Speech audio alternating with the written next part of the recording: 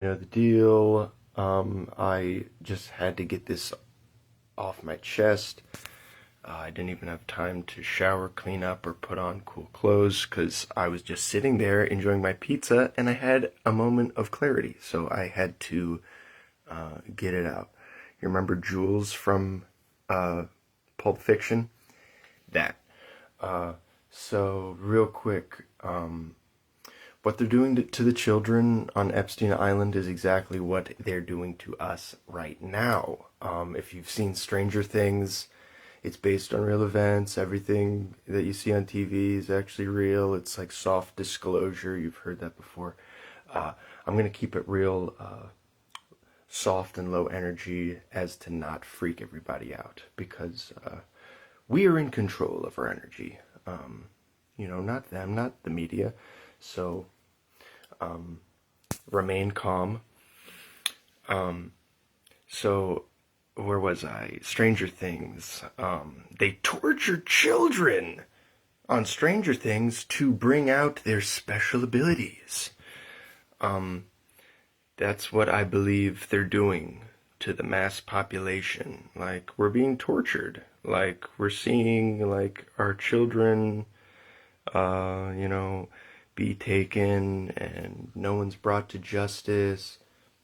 The rat race, the poison food, like, everything. It's very torturous. I'm tortured right now. You may not tell because I'm touched by God. But, so that brings me to another point. This is a theory that I've been working on diligently for a long time. Okay, so if you remember the study, I love my study. If you know me, I love my studies. I'm always pointing out like studies and experiments and stuff from history. The rat utopia experiment. Do you remember? Were you awake during that class? The rat utopia, they took a bunch of lab rats and put them in the rat mansion, what is essentially the rat Hilton. And they gave them everything they wanted. They wanted for naught. They had all the best food. They have all the mating, their choices of mate. They had hamster wheels and everything. So generations moved on, and the rats learned that they didn't even have to work. They had everything provided for them. What this did was it created a generation of rats known as the beautiful ones. And these beautiful ones knew they were the shit. Like, so they didn't have to work, they didn't have to compete to find a mate, and what this ultimately did was killed them. Because they didn't have any motivation, and they didn't mate. If you don't mate, your fucking species dies. It means death. So, by giving these rats everything they wanted, and here's the big one, they removed adversity. They removed struggle from the daily life of a rat. And that's a struggle-ridden existence. The life of a rat. The rat race was named after them. And so by removing adversity, you killed this animal. That's God right there. That's God speaking. Because through this adversity, through struggle, you become who you were meant to be. You become stronger. You become what God intended. God breathed life, divine light into you that is like indestructible. No amount of adversity could ever destroy you. There's another study about hope. How they were like drowning rats, but they saved a couple, and that instilled hope in the ones that they saved. Now those rats that had hope instilled in them they became like super rats. Like you couldn't drown them because they would just tread water knowing that they would be saved because they had hope. Now anyway, about the rat utopia. Are you getting what I'm laying down? If you remove adversity, you kill the animal. Inversely, if you implant adversity, you make them stronger. And I think that's just fact. I'm afraid it hurts me to admit that the faculties of my brain have pointed to that as an answer.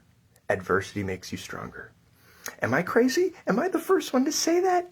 No. What doesn't kill you makes you stronger. That's been a saying forever. Now, if that's true, the wicked fucks that run this place must know that. They take matters into their fucking little hands and they implement what they will. They do what they will. So, and that's what's so topsy-turvy about it. Epstein and guys, they probably don't even consider themselves evil. They think they're doing God's work because they're implanting adversity into the lives of Americans. You see it happen you see it happening everywhere. We are living in the rat utopia. We look around and we want for nothing. We have everything. We don't even have anything to complain about anymore. They've taken away every problem that we make up our own problems now. You know, I wake up and I gotta wonder if I'm actually a girl in a man's body and should I have my dick chopped off? Like, that's America's problems today. Like, that I can't decide if I want my dick chopped off. We're becoming the beautiful ones. We are the beautiful one. It's already happened. You know, and, yeah, you can, I'm not going to speculate, but, so here's the theory. I think somehow, like, the forces that be got it in their heads that the more adversity and evil that they mainline right to you and me, it makes us stronger somehow. Because without it, we die. Because what doesn't kill you makes you stronger. Watch the beginning of the video. I don't know. I went deep into this. So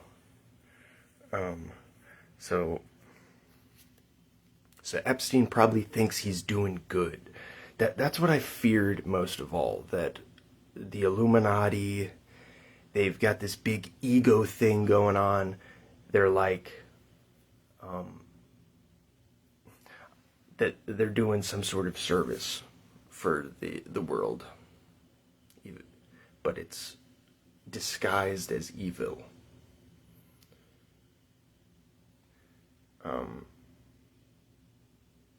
You know, and it inflates their ego just so much. Pat themselves on the back. Like, we're so clever. Let them hate us, cause you wouldn't understand good if it bit you on the ass. That's what they think. And maybe they're right. There's polar opposite. Like, if you look into the Bible and if you look into science, you find just a lot of topsy-turvyism that I call it. Like, if you want to go left, you gotta go right. If you want to go up, you must first go down. Like, it drives me crazy. Yin and yang, okay? Chaos and order. Good and evil. What do you think happens when you remove, you know, the counterbalance of like one extreme, like good? Like, what if we removed evil? We die. That's what the rat utopia experiment proved. You can't remove evil. You can't remove bad from this universe. It's like one of the defining forces. And if you want to get right down into it, if evil can be like transmuted, then the good becomes even better.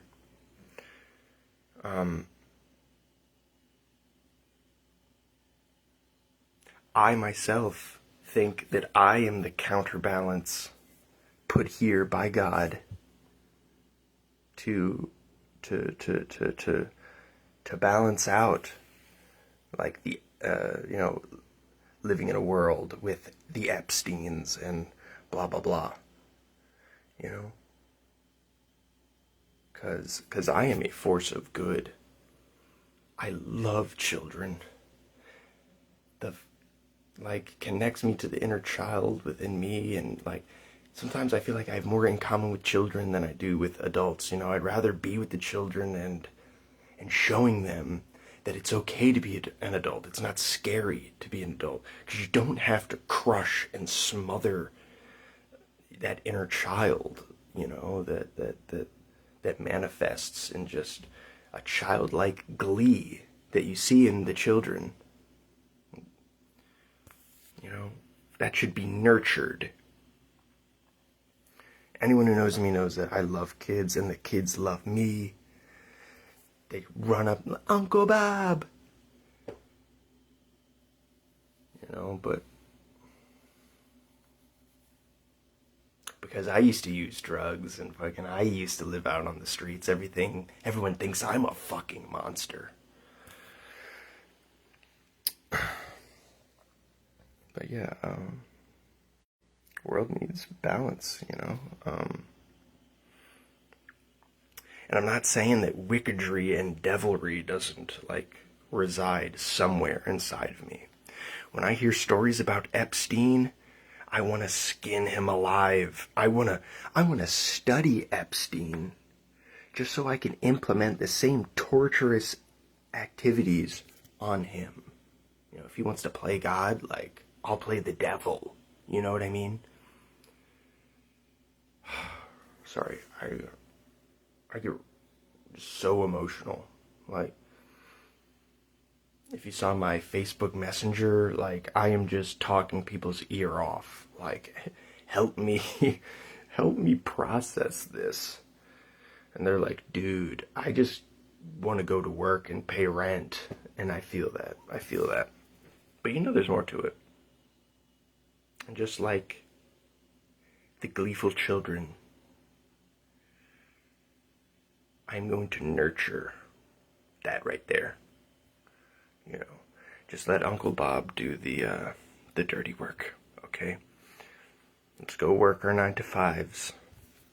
When you need to unwind a little, talk about stuff, go outside and touch grass, holla at your boy. Alright? No, I'm not gonna post a freestyle rap today. I'm not gonna make jokes today. This was a real this is a real thing I'm passionate about. So y'all might not like, you know, what I just said. It was a kooky theory that I just outlined. Maybe smoke yourself a little joint before you enjoy. See things from a different perspective. You know? See things from a different angle, you know? 45. But stay tethered and return to me. You know, return to Earth after you go on your little space cruise. That's the key, because with the power of our mind, we can do anything. You know, we can venture out.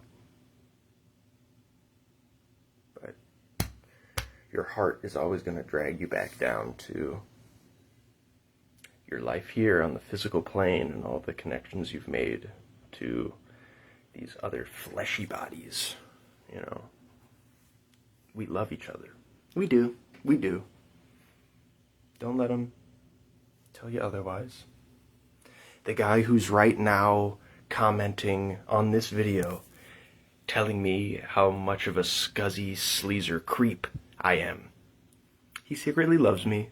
I know you let go ahead and type. Get it out your system.